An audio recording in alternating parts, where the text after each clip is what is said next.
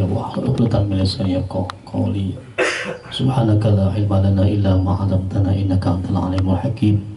Rabbi a'udzubika min hamazati syayatin wa a'udzubika rabbi an yahdurun. Shadaqallahul azim. Jemaah yang dirahmati Allah Subhanahu wa taala, sahabat-sahabat Rahmania. Pada kesempatan hari ini, malam hari ini kita masih bisa berkumpul di tempat yang sederhana ini. Mudah-mudahan tempat ini penuh barakah dengan tujuan taklim, yaitu mengurangi kebodohan kita dan menambah ilmu yang mungkin sebelumnya kita tidak mengetahuinya. Dan mudah-mudahan niat kita ini Allah catat sebagai niat istiqomah. Jadi niat dulu dalam hati kita, dalam hati begini, ya Rob, saya pengen ngaji. Bahasanya di Romania ada, kita manfaatkan ini tempat dan manfaatkan ilmu yang saya punya, ya. Dan niatkan bismillahi tawakkaltu 'alallah, la haula wala quwata illa billah. Allah berfirman, kata Allah, innal ladzina qalu rabbuna Allah tsumma istaqamu tatanazzalu 'alaihimul malaikah alla takhafu wa la tahzanu wa abshiru bil jannati allati kuntum tu'adun. Nahnu awliya'ukum fil hayati dunya wa fil akhirah wa lakum fiha ma tashtahi anfusukum wa lakum fiha ma tad'un nuzulan min ghafurur rahim. Al-ayah wallahu a'lam bimurad. Kata Allah, innal ladzina qalu, sungguhnya orang-orang yang qalu, yang berkata, Rabbuna Allah, Allah adalah Tuhanku. Nah, kita sini umat Islam bahwa kita, Allah adalah Tuhan kita, betul nggak? Sumastaqamu, kemudian mereka istiqomah, ya. Kita ini istiqomah. Istiqomah itu apa? Istiqomah itu terus menerus, continue. Istiqomah dalam ngaji, istiqomah dalam sedekah, istiqomah dalam sholat, istiqomah dalam puasa, istiqomah dalam berjamaah, banyak istiqomah. Niat istiqomah artinya kita terus menerus, walaupun sedekah bahasanya sehari 2000, di depan ada koropak masjid, masukin setiap hari. Bisa, kalau bisa diusahakan itu sedekah, karena sedekah ini yang mendatangkan rezeki kita, ya. Terus istiqomah, kata Allah, tatanazzalu alaihimul malaikah, kata Allah, tatanazzalu alaihimul malaikah. Allah mengutus untuk menurunkan malaikat. Allah mengutus beberapa ribu malaikat. Kalau tidak salah dalam tafsir 70.000, ya. Kalau kita niat istiqomah untuk ngaji, ya, Allah utus malaikat 70.000 malaikat. Coba 70.000, bayangin, satu malaikat aja luar biasa. Ngapain kata ngapain dia 70.000 malaikat itu sama Allah? Kata Allah, hei malaikat, apa? Sampaikan kepada hambaku yang istiqomah, yang mereka yang niat untuk ngaji, niat untuk ibadah, sedekah, niat untuk sholat berjamaah dan sebagainya. Apa kata malaikat? Nyampain apa, ya Allah? Allah takhaf, berikan, sampaikan kepada mereka, Allah takhaf, jangan takut, bilang sama mereka, jangan takut atas rizkiku. Ingat yang tadi saya bilang, ketika kita mau ngaji, di planning, wah jam segini saya harus nyampe di studio jam 7, berarti jangan sampai jam segini saya punya janji. Niatin. Kan kita sekarang kagak bang, wah duit nih. Innallaha wa malaikatahu yusholluna 'alan nabi ya ayyuhalladzina amanu shallu 'alaihi wa sallimu taslima. Allahumma shalli salatan kamilatan wa sallim salaman taman 'ala sayyidina Muhammad alladzi tanhalu bil ghadati wa rajibu qarabatuka bil awaij wa tunalu bir raqaib wa usul khawatim wa yastasil qama bi asli karim wa 'ala alihi wa sahbihi fi kulli madin wa nabasim 'ala kulli ma'lumin laq. Allahumma shalli salatan kamilatan wa sallim salaman taman 'ala sayyidina Muhammadin alladzi tanhalu bil ghadati wa rajibu qarabatuka bil awaij wa tunalu bir raqaib wa usul khawatim wa usul qama bi asli karim wa 'ala alihi wa sahbihi fi kulli madin wa nabasim 'ala kulli ma'lumin laq. Allahumma shalli salatan kamilatan wa sallim salaman taman 'ala sayyidina Muhammad alladzi tanhalu bil ghadati wa rajibu qarabatuka bil awaij wa tunalu bir raqaib wa usul khawatim wa yastasil qama bi asli karim wa 'ala alihi wa sahbihi fi kulli madin wa nabasim 'ala kulli ma'lumin laq. Assalamualaikum warahmatullahi wabarakatuh. Hakim rabbi shrah li sadri wa yassir li amri wahlul 'uqdatam min lisani yafqahu qawli. وكما قال المؤلف رحمه الله ونفعنا به وعلومه bihi amin. Wa ba'du. Hadirin mukarramin jemaah bil khusus hadirin kiram Ustaz YS, mudah-mudahan nantiasa dalam lindungan Allah Subhanahu wa taala. Amin. Allah selalu berikan keberkahan. Amin. Allah kabul segala hajatnya. Amin. Dan mudah-mudahan Allah tambah lagi dirinya. Amin. Oh jangan. Pengen mafia ada belon. Makanya cuma dia pengen itu malah saya terakhir. Enggak terlalu tegang aja. Mudah-mudahan kita semua senantiasa dalam lindungan Allah Subhanahu wa taala. Amin ya Allah. Salawat dan salam semoga puji dan syukur kita panjatkan kehadirat Allah Subhanahu wa taala. Alhamdulillah.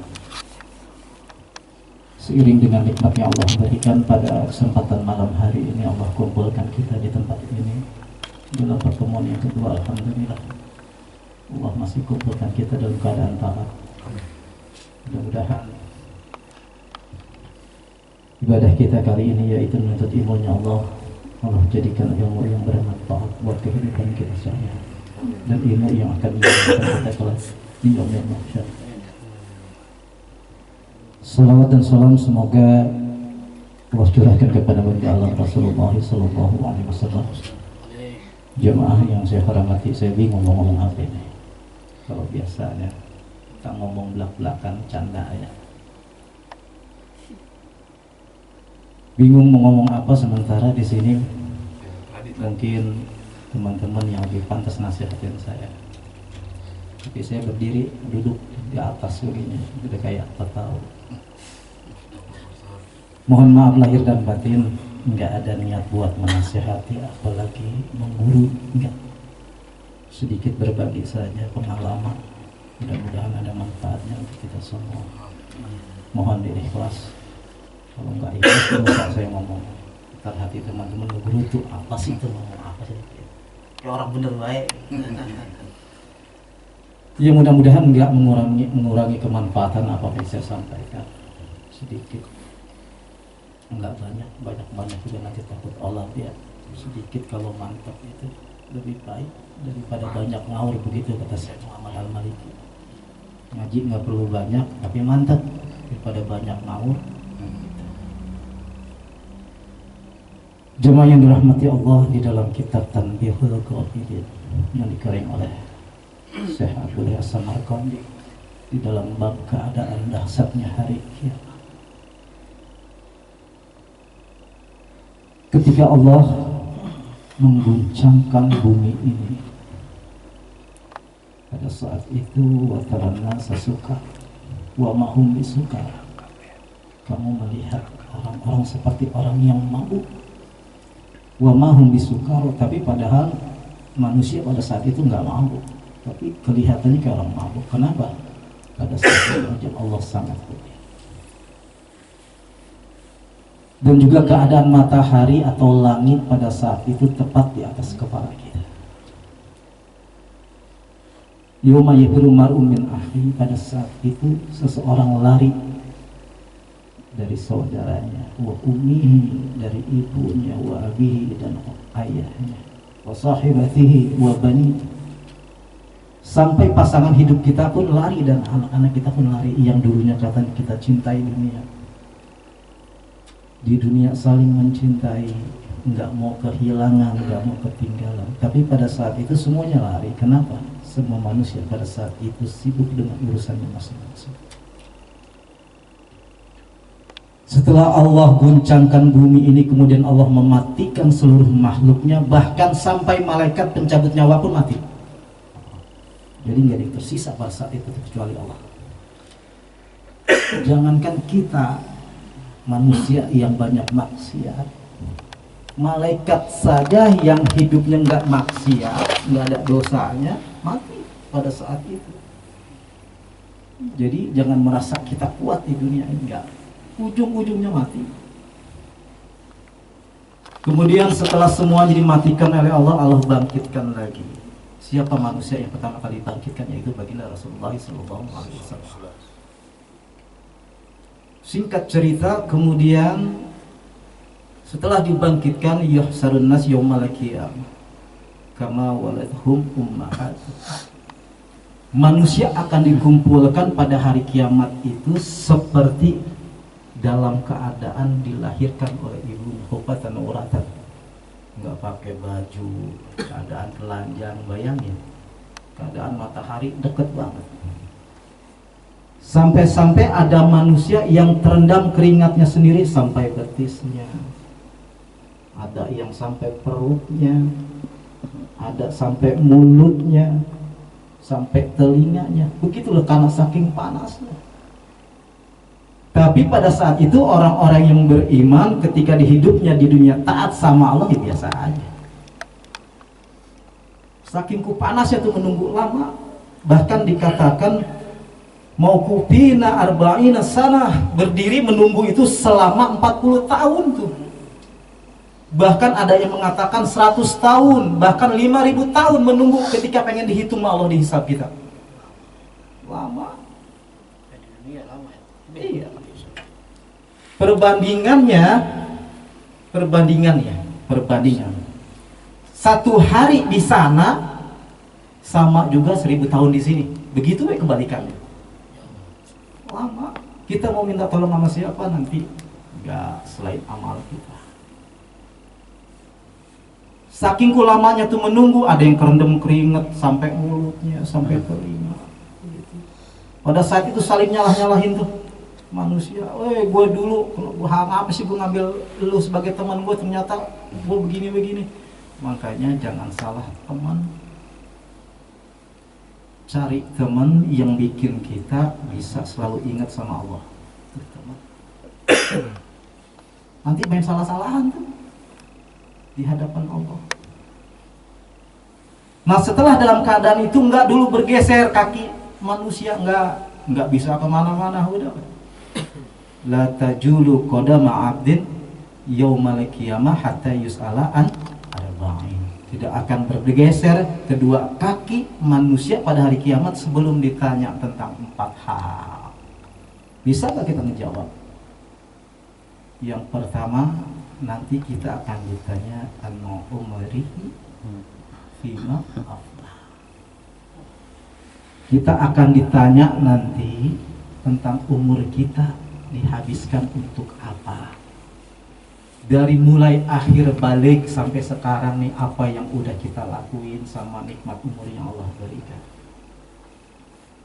Padahal jelas kata Nabi, khairun nas man tala umruhu wa hasuna amaluhu.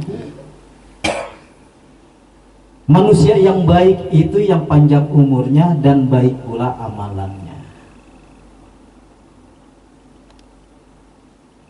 Dari mulai akhir balik sampai sekarang ngapain aja nih umur kita? Kan ditanya lagi. Pertama, gak ada gunanya kita umur panjang kalau kita laluin dengan hal-hal yang dilarang oleh Allah. Gak ada gunanya. Banyak-banyakin dosa.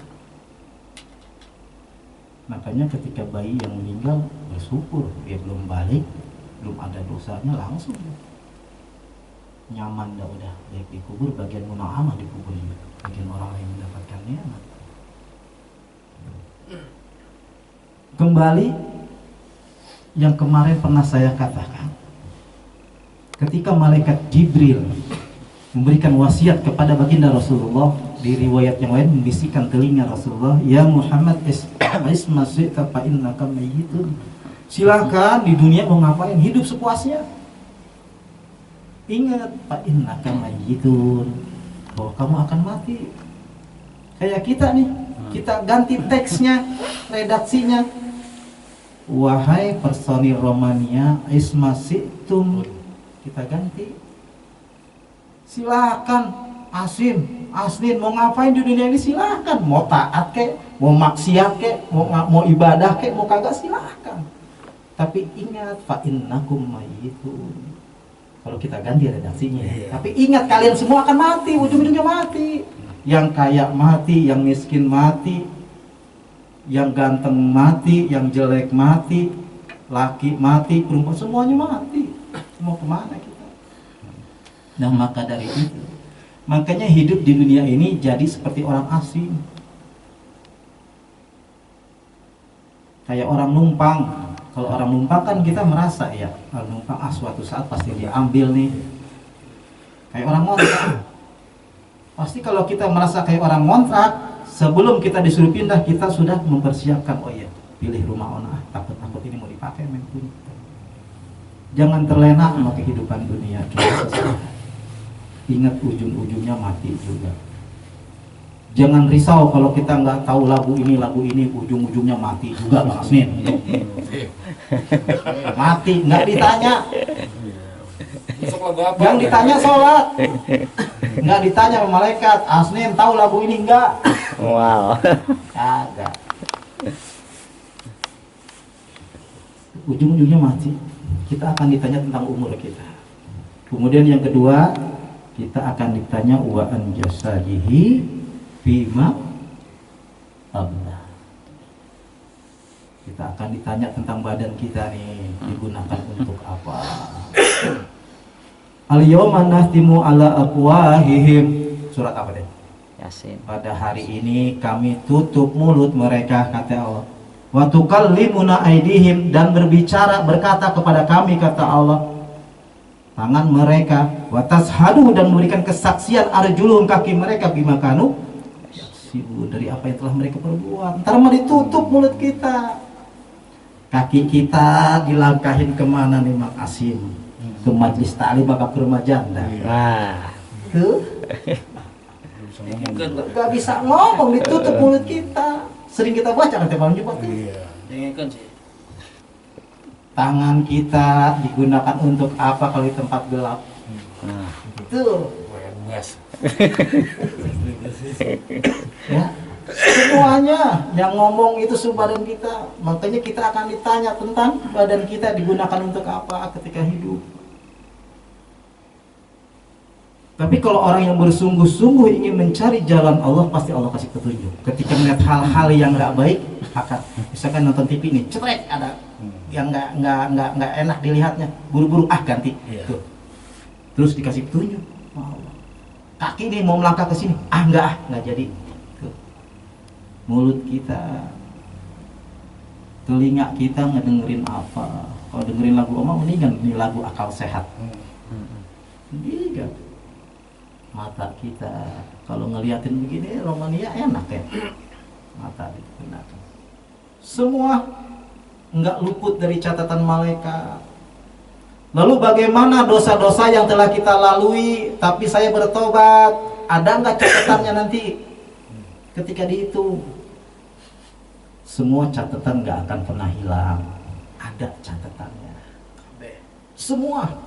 Jangan misalkan ini ngelakuin ini tapi saya udah bertobat, saya mohon ampun, udah saya nggak ngelakuin lagi, di sana hilang catatannya. Enggak, tetap nanti diperlihatkan. Akan tetapi yang dihilangkan adalah ajal yang nggak ada, catatannya mah ada. Wa naktubu ma qaddamu wa atharahum, nih bekas-bekas duduk nanti jadi saksi nih, dicatat sama Allah. Dulu hari malam Jumat jam 8 sekian nih, Asim duduk di studio Romania di sebelah sono, ada nanti.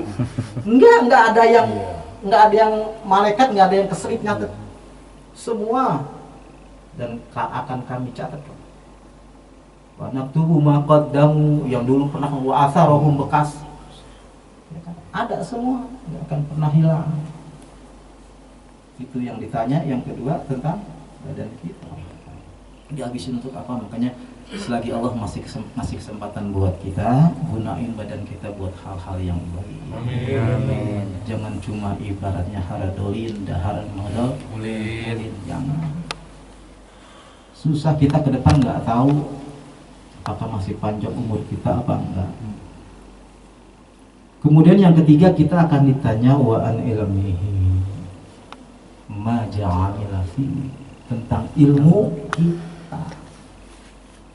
Apa yang dilakukan di dalam ilmunya, apakah cuma buat ngebohongin orang itu punya ilmu?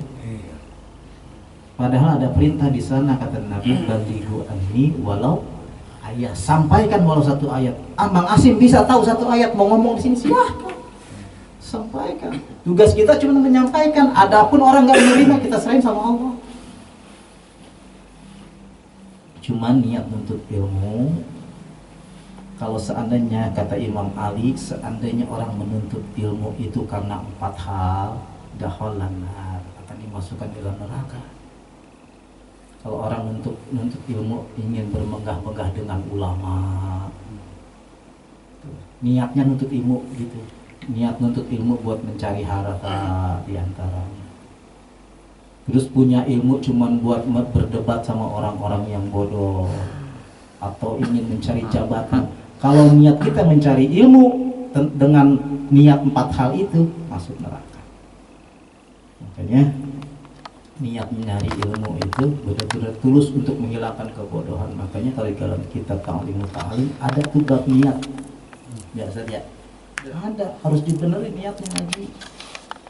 Nah, hilangin kata-kata daripada gua ngaji di studio daripada gua di rumah. Nah, hilang nih. Kata-kata daripada itu bisa mengganggu keikhlasan. Jangan daripada gua di rumah bengong gua ngaji besok. Nah, kata daripada itu bisa menghilangi keikhlasan. Daripada gua di rumah, jangan. Ngaji aja udah. Niat bener-bener. Benerin niatnya. Nggak enak kamu Ustadz Deden kalau nggak ngaji. Nah, makanya nanti orang yang niat karena orang, nanti kata Allah, ini lu minta balasannya sama orang yang dulu pernah di dunia, lu ngelakuin satu hal demi dia. Jangan hilangin daripada kalau tuh. Karena apa? Puncak dari amal adalah ikhlas.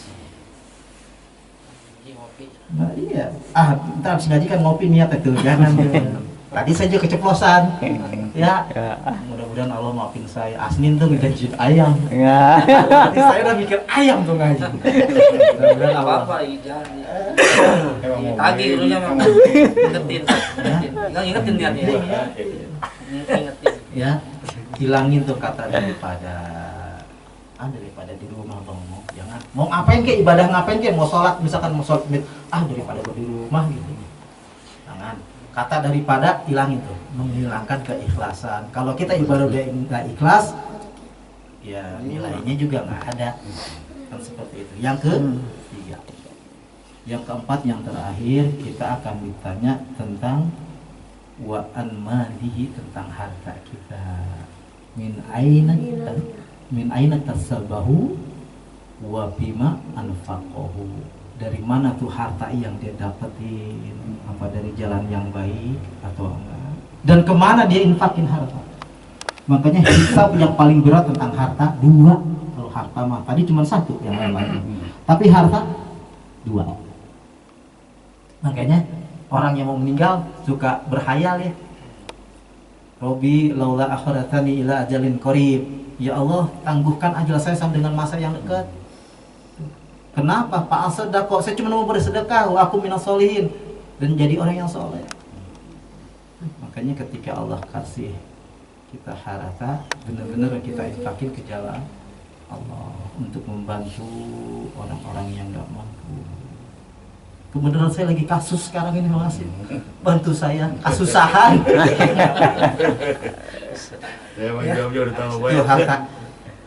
Harta berat. Hisab tentang harta berat. 2 pertanyaannya, dari mana dan di kemana itu harta. Mudah-mudahan nih, walaupun Allah mengamanahkan harta kita cukup, hanya sebatas cukup, tapi kita bisa amanah. Kita bisa mencari dari jalan yang halal dan kita limpahkan, kita infakkan ke jalan Allah. Hati-hati, ya suka ngentit saweran, hati-hati tuh, dihitung gitu. Dihisab loh.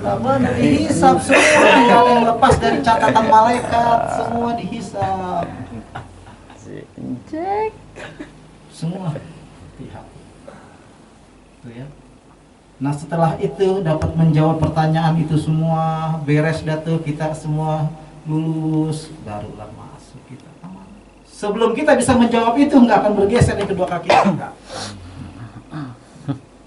Nah makanya mudah-mudahan dari pelajaran yang kali ini bisa benar menasehati diri kita semua.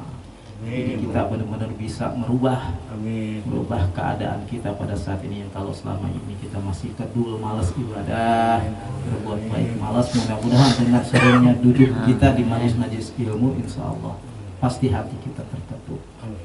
Karena apa? Orang selamat masuk surga itu bukan karena ibadahnya. Kalau karena dihitung sholatnya, sholat saya sekarang belum bisa ngebayar dosa-dosa saya kali, belum bisa. Tapi karena rahmat Allah. Nah, rahmat Allah turun kemana? Kata ulama, turun rahmat Allah itu di majelis-majelis ilmu, majelis-majelis zikir, di tempat ibadah, di masjid-masjid. Kalau kita nggak pernah datang ke majelis ilmu, nggak mungkin kita dapetin rahmat. Semua orang udah dapat hidayah, udah. Cuman kita sendiri yang nggak mau ngambil hidayah itu. Allah kasih hidayah kita lewat telinga, sering kita mendengar pengajian, tapi kita nggak mau ambil tuh. Allah kasih hidayah kita lewat mata, kita sering melihat kebaikan-kebaikan, tapi kita ambil. Jadi salah kalau orang entar belum dapat hidayah. Salah, hidayah udah Allah kasih, cuman kitanya yang nggak mau ngambil hidayah itu dan nggak mau menjemput. Karena malaikat rahmat mah harus diundang. Kalau nggak diundang nggak bakalan nyamperin. Berbeda dengan malaikat maut. Malaikat maut nggak diundang juga berbeda dengan malaikat rahmat, harus dijemput. Diundang artinya bagaimana cara malaikat rahmat ini memberikan rahmat kepada kita, memberikan rahmat. Yang kata Allah nih, kasihin si fulan nih, si sayangnya, gitu kan? Bahwa saya cinta sama dia nih. Terus dah Allah ngumumin ke penduduk langit dan bumi, gua mulai cinta nih sama si fulan. Lu cintain dah dia tuh. Makanya cari dulu cinta Allah. Nah, ada 3 poin nih. Kalau 3 poin ini ada di diri kita, insya Allah kita jadi orang yang rajin ibadah. Yang pertama, al-khawf. Tanamin rasa takut kita di dalam diri kita sama Allah. Dalam hal apapun kita takut sama Allah. Kalau kita selalu takut sama Allah, pasti kita rajin ibadah. Mau maksiat juga takut. Nih, tanamin al-khawf. Yang kedua, ar-raja. Tanamkan harapan kita. Kita berharap kalau kita taat sama Allah, kita akan mendapatkan surganya Allah. Contoh, kalau orang kerja kan harapannya ada gaji. Berharap, makanya tanamin harapan kita. Orang yang nggak punya harapan, sempit hidupnya. Yang ketiga, tanamin al-hub, rasa cinta kita sama Allah. Nih 3 penopang, kalau ada di diri kita, insya Allah kita jadi orang yang rajin ibadah. Itu saja sedikit, dari 30 menit. Mudah-mudahan bermanfaat. Kurang lebihnya mohon maaf. Billahi taufiq wal hidayah. Assalamualaikum warahmatullahi wabarakatuh. Waalaikumsalam warahmatullahi wabarakatuh. Alhamdulillah. Ya, apa yang disampaikan oleh sahabat kita Ustaz Teddy, yang mudah-mudahan bisa bermanfaat buat kita. Jadi kita semua bisa mengamalkannya dalam kehidupan sehari-hari. Jadi ingat, kiamat itu pasti datang. Hari berbangkit pasti datang. Jadi bisakah kita mempersiapkan diri kita dengan amal-amal yang kita punya saat ini? Tidak akhir balik sampai sekarang, sejauh mana amal ibadah kita? Kalau istilah kata ini mah muhasabah. Muhasabah itu hisabah, ngitung-ngitung. Bisa nggak kita ngitung atau ngaca diri gitu? Sejauh mana sampai saat ini ibadah kita, apakah udah cukup nggak kira-kira ya gitu? Kayaknya masih kurang, tambah lagi dan tambah lagi. Ya jangan sampai nambah bukan ibadah, nambah maksiat. Waduh repot itu ya. Tobat maksiat, jangan sampai begitu. Nggak, Allah nanti takut menutup pintu tobat kita. Baik sahabat-sahabat iman dirahmati Allah, khususnya sahabat-sahabat Romania, mungkin ada pertanyaan dari sekian yang disampaikan oleh Ustaz tadi, atau pertanyaan yang lain silahkan. Karena kita di sini sambil ngaji, sambil ngobrol, boleh kita nanya ya. Makasih. Saya mau nanya nih Pak Ustaz. Ya. Masalah kalau habis hubungan mandi wajibnya gitu kan, kemarin kita udah ceritain. Oh iya. Cukup itu aja. Mandi junub. Iya. Tata cara mungkin ya. Iya. Maksudnya tata cara. Saya pengen lebih paham. Ya, ini banyak sekali orang udah belasan tahun, udah punya anak 6, 7, Pas nanya sama kita, Ustaz mana junub bagaimana? Ya, lo kemana baik, lain anak itu masalah. Artinya apa? Fikih ini memang untuk kehidupan kita ya. Fikih ini untuk kehidupan kita sehari-hari dan harus benar-benar menjalankannya fikih ini. Karena kalau kita hidup tanpa fikih, waduh repot terus. Ya Ustaz ya, Ustaz mau nambahin? Mau silakan nanti kita menjawab. Antum dulu dah, nanti kita tambahin yang detail. Ini pertanyaan apa nih, mandi junub maksudnya gimana? Ya, Cara mandi junub. cara mandi junub, Ustaz. Caranya lah. Caranya gitu. Sebelum menjawab bahasan mandi, Iya. wajib mandi ada dua. Yang pertama itu niat, Iya. yang kedua meratakan tubuh dengan air Air. cukup. Udah itu jelas ya, jelas Jelas. syaratnya. Namun bagi orang yang junub, kalau di dalam kitab Nailur Roja, sarah dari kitab Sakitun Najah, bagi orang yang junub, maaf ya, fikih mah bukan berarti saya porno nih ngomongin tadi ya, harus jelas ya. Artinya orang yang dalam keadaan junub di sana ada dimakruhkan sebelum mandi. Iya.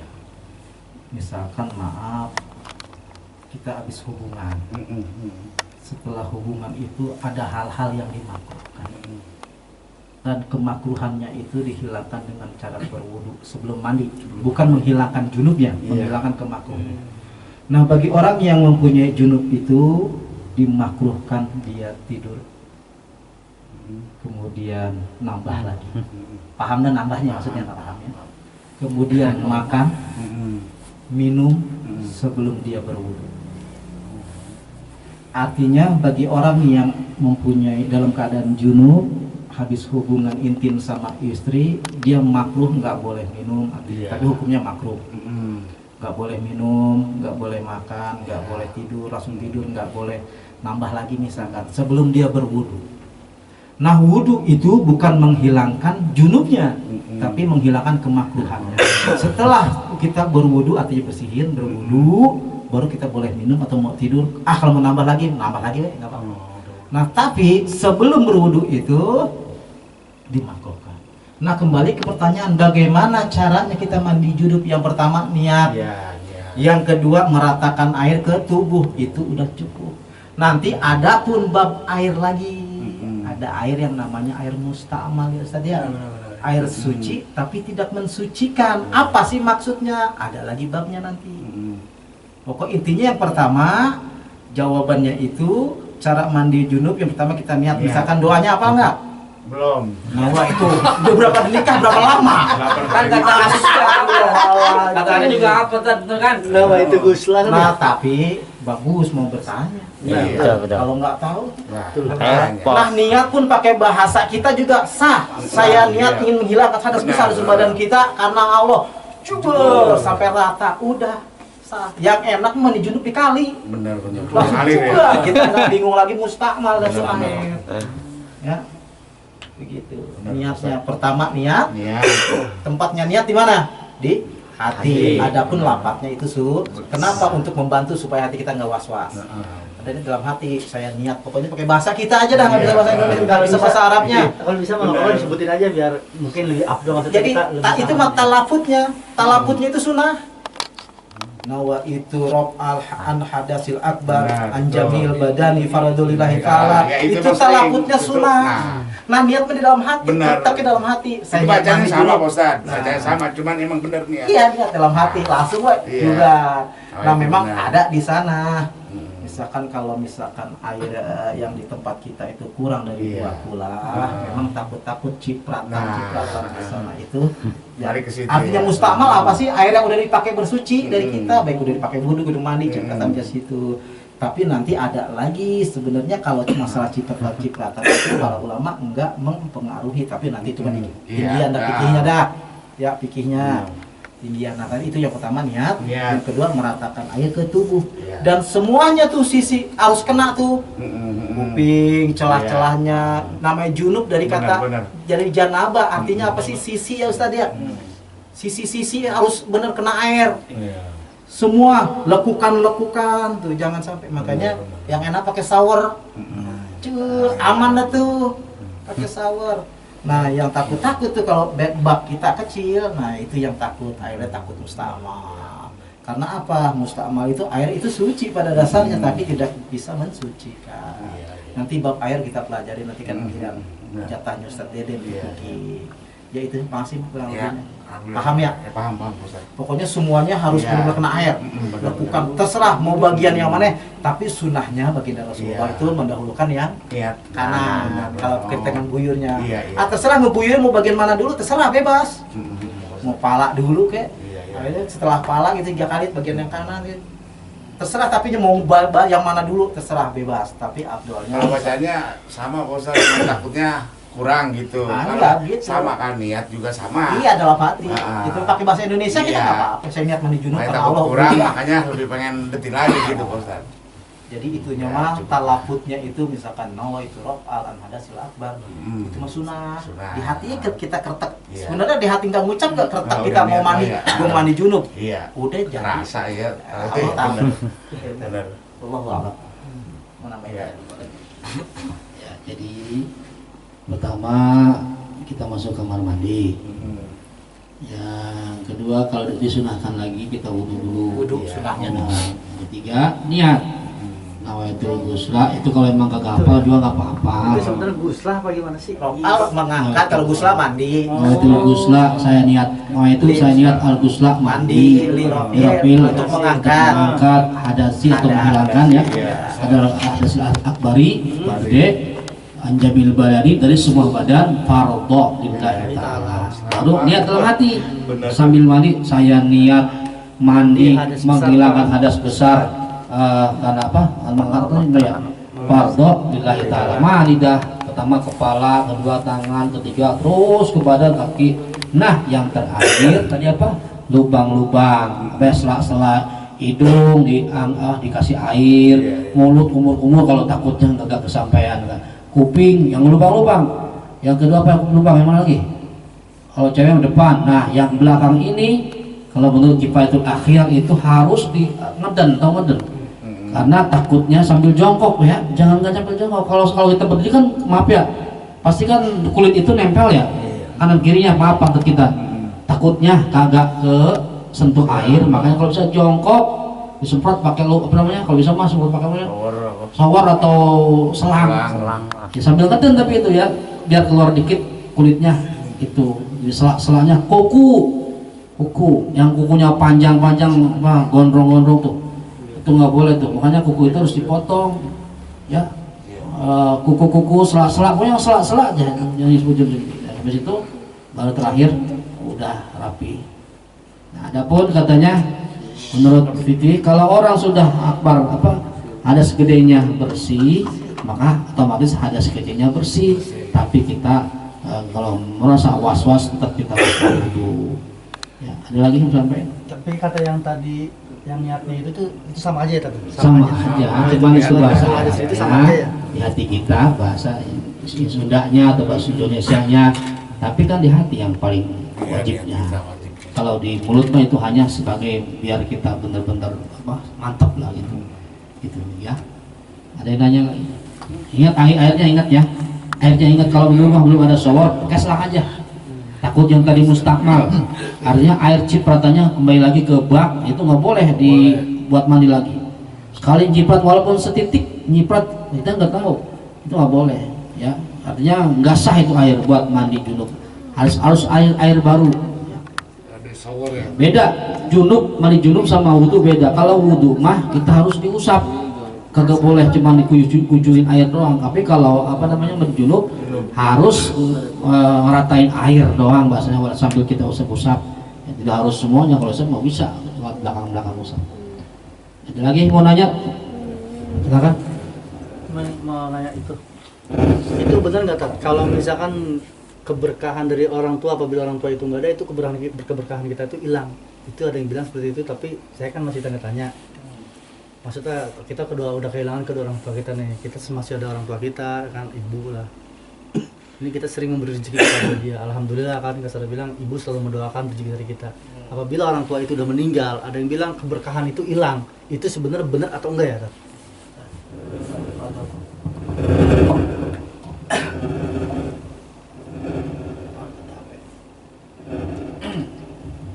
keberkahan orang tua hilang nggak ketika orang tua meninggal? Iya, maksudnya. Gitu ya. Sebenarnya kalau keberkahan itu tidak ada yang namanya hilang, dan bakti anak terhadap orang tua juga tidak ada yang namanya hilang setelah orang tua meninggal. Begitu. Ridho Allah fi ridho walidain. Ridho Allah ada pada ridho kedua orang tua. Allah fi kedua walidain. Dan murka Allah ada pada murka kepada orang tua. Kan gitu bahasanya. Jadi ketika kita berbuat baik tatkala kita hidup, ya, tetap sudah pasti orang tua kita ridho sama kita, orang tua kita ikhlas sama kita, insya Allah berkah selalu ada. Dan ketika kedua orang tua kita meninggal dunia, oh gimana kalau orang tua meninggal dunia, apakah kita masih bisa berbuat baik? Bisa. Idza matabnu Adam, hadis riwayat Imam Ahmad, amalu illa bisalasin. Ada ketika anak ada manusia meninggal dunia, ada 3 perkara yang ditinggalkan. Yang pertama sedekah jariah, yang kedua ilmu yang bermanfaat, yang ketiga anak yang soleh yang mendoakan kedua orang tuanya. Nah, ini salah satu bakti cara kita kepada orang tua, mendoakan kedua orang tua kita. Bagaimana tentang keberkahannya? Tetap ketika mereka meninggal dunia ada Allah di sana. Allah tahu mana yang baik, mana yang benar, mana yang berbuat baik kepada orang tua, mana yang tidak berbuat baik kepada orang tua. Ketika kita berbuat baik kepada orang tua ridho, orang tua adem di alam kubur. Artinya apa? Selalu mendoakan kepada orang tua, apalagi setiap malam Jumat, setiap habis sholat baca Fatihah, bahasanya walaupun tidak bahasa Yasin, tetap mendoakan kepada orang tua.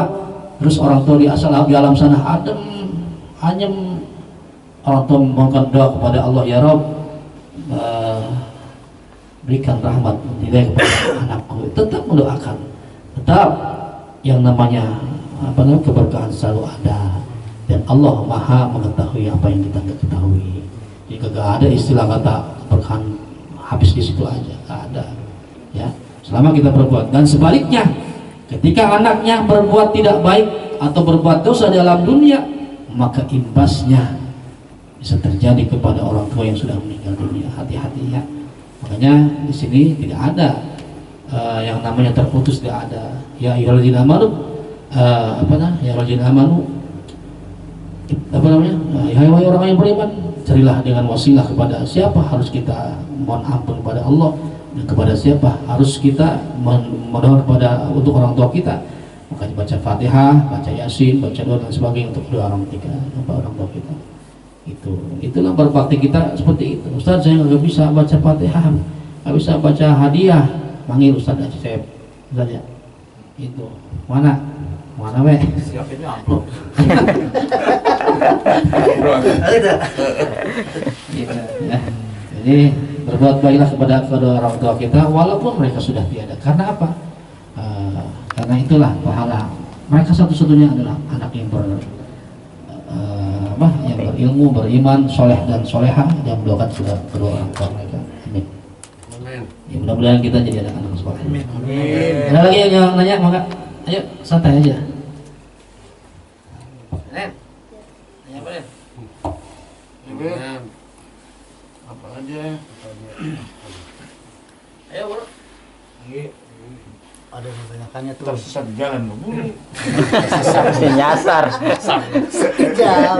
Hati jalan. Ada yang nanya, saya nambahin dikit. Iya. Orang tua saya dua-duanya udah meninggal. Iya. Tadi hadis yang dibacakan oleh Ustaz, ridho Allah itu tergantung dari orang tua. Sementara semasa hidup kita punya bikin sakit hati orang tua. Kita belum sempat berbakti, orang tua kita enggak. Bisa nggak kita berbakti sama orang tua kita yang udah ada? Kita ulama bisa. Cara berbakti kita sama orang tua kita yang udah nggak ada, yang pertama kita kembali ke jalan Allah. Yang pertama nih. Yang kedua, kita doakan. Seandainya kita punya rezeki, kita bersedekah niatnya untuk orang tua. Dan yang terakhir, kita sambung tali silaturahmi orang-orang yang dulu pernah dekat sama orang tua kita. Orang tua saya dulu dekatnya sama siapa ya? Artinya tuh kita sambung tuh kita anaknya.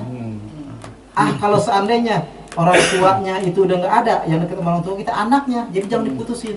Nah itu kata ulama, cara bakti kita sama orang tua yang udah nggak ada.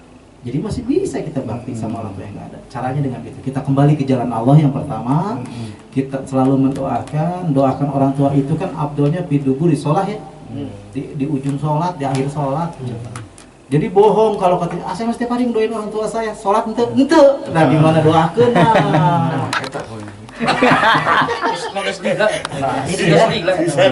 Jadi doa itu kalau kita ngedoain orang tua itu sehari berapa kali? 5 kali. Jadi sholat. Nah kemudian itu jadi bakti kita sama orang tua yang udah nggak ada, masih bisa berbakti. Kita kembali ke jalan Allah. Kalau tadi kalau kita lupa nih, kita buru-buru udah tobat, sering-sering doain, sering sedekah kalau punya rezeki, niatin buat orang tua, dan sambung tali silaturahmi sama orang-orang yang pernah dulu dekat sama orang tua kita, jangan diputusin. Nah itu cara bakti kita sama orang tua, ya. Jadi jangan putus asa, orang tua udah nggak ada. Nah terus kembali yang namanya keberkahan, apa sih berkah? Kita cari tahu dulu maknanya berkah. Berkah itu bimakna ziyadatul khair, bertambahnya kebaikan. Jadi kalau masalah rezeki tergantung kita. Kalau kita cari rezeki tapi enggak ibadah, maaf, di dalam rezeki kita enggak berkah. Kemarin dibahas istidrot, kayak orang mancing lindung, dikilik-kilik, ditarik, dikebet, dibanting, cilindung gitu.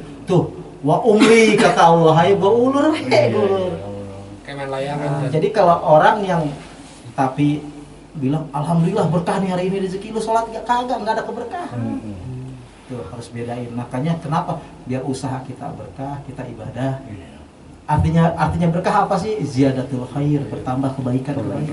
Kalau nggak bertambah kebaikan dari kita nggak berkah. Nah itu ya, wallahu a'lam bishawab. Ada lagi? Ya masih banyak waktu. 4 menit lagi tuh. Ya 4 menit lagi menuju jam 9. Cukup lah. Itu keberkahan ya. Jadi ingat ya, keberkahan itu harus dibarengi dengan ibadah. Makanya sekolah ada di medsos. Alhamdulillah hari ini manggung semua berkah. Manggung sholat kagak? Repot itu. Ya kan? Saya bilang terus kan. Ya kan gitu. Ya, ini harus kita jadi pelajaran Romania sholat, sholat semua. Sekarang makanya Romania kemarin Anda bilang kan, Romania habis asar turun, udah langsung sholat dulu, jangan makan dulu. Kapiran kalau makan dulu mah. Iya. Iya, mau makan ngobrol. Mau sholat kejauhan. Ntar aja dah jam 5. Habis manggung penjelasan kedua, maghrib udahan. Kapan sholat asar? Bener kan? Iya. Sekarang mau kita udah sholat aja, ngomong-ngomong mau sholat. Nah setelah itu terserah deh, mau makan dulu, mau ngobrol silakan. Tenang kita. Karena itu yang sifatnya itu yang bikin haram musik. Nah, itu yang bikin haram musik. Bukan zatnya, Bu. Zatnya mah boleh. Kita enak-enakan, boy. Ternyata haram gitu. Musik ini, apalagi dangdut sudah masya Allah ya, udah dicap. Kalau kata orang-orang ulama udah blacklist. Nah, bagaimana kita untuk merubah sebutan tersebut, jangan sampai sebut blacklist. Kita buktikan, kata Umay Rama, jadi seniman, jadilah seniman yang takwa dong, gitu ya. Ada lagunya kan? Pedagang, jadilah pedagang yang takwa. Ya kan maksudnya? Iya benar. Iya. Ini lagu yang kita bawakan di panggung. Lagu Oma itu dakwah. Ente itu dakwah semua. Benar. Barang siapa yang berdakwah dan ia tidak melakukannya, maka kata Allah, kaburat maqtan indallahi an taqulu ma taf'alun. Apa kata kaburat maqtan artinya? Allah nanti di yaumil kiamah akan kasih jas dari api neraka. Ngapain? Karena dia sudah berbicara apa yang telah ia lakukan. Oh, saya kan main gitar Ustaz. Sama, saya yang nyanyi nih, ente yang main gitar, main piano, main gendang, sama, ente juga sama. Berarti satu kesatuan. Kalau antum kagak ngejalanin ini dakwah, berarti antum kaburat maktan. Jangan macam-macam. Oh Kang, lagu ini besok latihan, hati-hati antum. Ayo. Nah, Kang sekarang udah tahu kan? Nah, sekarang mudah-mudahan kita bisa menjalankannya dan mengamalkan. Amin ya Allah. Makanya dari ngaji ini kita tahu mana yang benar, mana yang salah, mana yang haram, mana yang halal.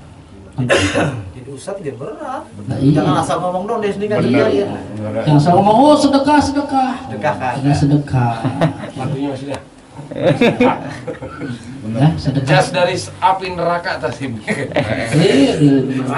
Wow, baju kebesaran dari api neraka. Oh, enggak saya aja.